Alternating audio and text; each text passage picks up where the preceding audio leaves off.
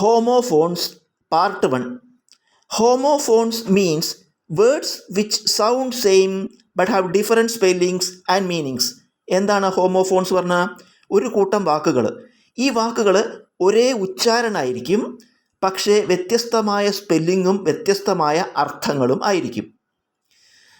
ഇതിന് ഒരു ഉദാഹരണമാണ് STATIONARY സ്റ്റേഷനറി എന്ന വാക്കും STATIONERY സ്റ്റേഷനറി എന്ന വാക്കും.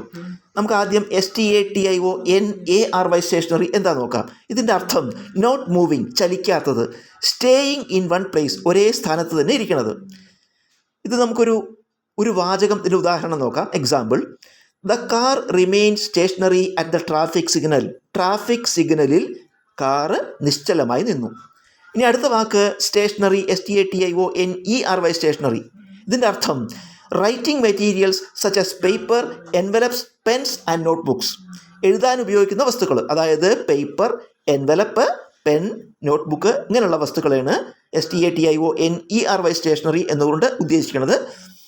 ഈ വാക്ക് വരുന്നൊരു വാചകം ഉദാഹരണമായിട്ട് എക്സാമ്പിൾ നമുക്ക് നോക്കാം. I bought some stationery for the school. ഞാൻ സ്കൂളിലേക്ക് കുറച്ച് സ്റ്റേഷനറി വാങ്ങിച്ചു.